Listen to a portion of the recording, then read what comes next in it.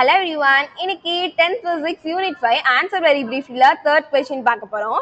என்ன கேட்டிருக்காங்கன்னா what is the minimum distance needed for an echo? ஒரு echo வந்து நமக்கு கேட்கறதுக்கு மினிமமா எவ்வளவு distance வந்து தேவைப்படும் அப்படின்னு கேக்குறாங்க. இது ஒரு இம்பார்ட்டன்டான 2 mark question. சேம் டைம் உங்களுக்கு வந்து 1 markல கேட்கவும் சான்ஸ் இருக்கு. படிச்சுக்கோங்க. ஓகேவா?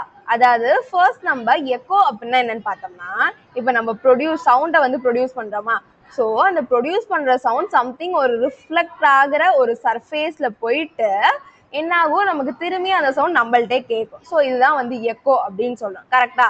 இப்போ நம்ம வந்து ஒரு இடத்துல நின்று எக்கோ, அதாவது நம்ம ஒரு இடத்துல இருந்து நம்ம வந்து ஒரு சவுண்ட் வந்து ப்ரொடியூஸ் பண்றோம். ஸோ இப்போ அந்த ப்ரொடியூஸ் பண்ற சவுண்டுக்கும் ரிஃப்ளெக்டிங் சர்ஃபேஸ்ன்னு சொல்றோம்ல, இங்க ஒரு வால் இருக்குன்னு வச்சுக்கோங்க. இந்த வால்ல பட்டுதான் நமக்கு திரும்பி சவுண்ட் கேட்குது.